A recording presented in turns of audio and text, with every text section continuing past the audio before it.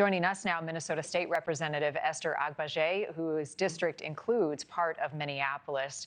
I'm sorry for what's happening. It's such a tragedy. I mean, the event itself and the loss of life, but also just the rush to judgment from both sides. I'm curious your thoughts right now and what you're seeing happening from your vantage point.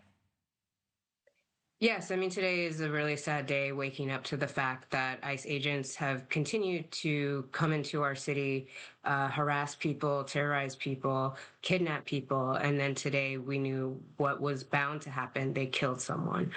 So my heart continues to be with the family, her neighbors, her friends, all of those who were just out there doing their constitutional duty of observing our government. We can all watch the video, but we don't yet have all of the facts, and it happened in a split second. That said, what would you like to see happen right now to lower the temperature so that no one else gets hurt?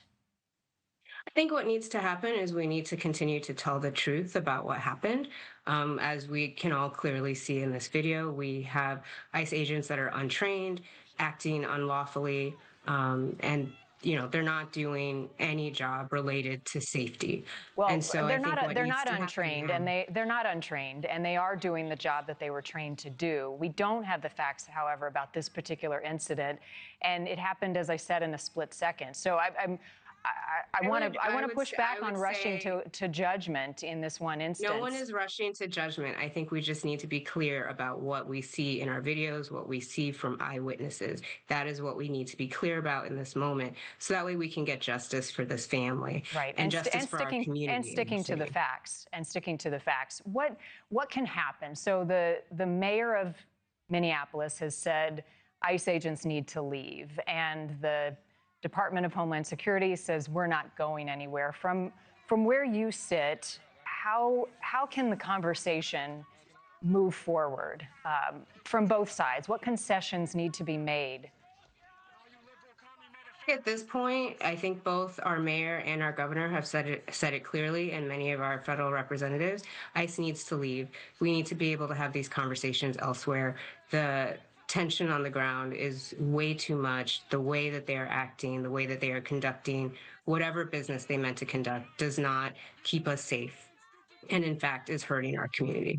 Well, and from the administration, the business, the mission is to go after criminals in every community who are in the country illegally. What are your thoughts on that work?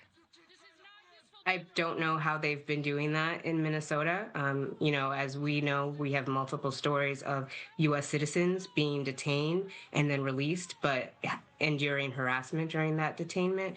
We now have the tragedy of yesterday. So I'm not sure how that fulfills that mission. How can they carry out that work, though, when either it's local or state leaders stand in their way and make it hard to do so? I don't think anyone has been standing in their way. I think we've been wanting to make sure that they do it within the confines of the law by giving people due process. We have not seen that happen. Okay. Representative, thank you for your time this morning. I appreciate it, and my best to your community in this difficult moment. Thank you so much.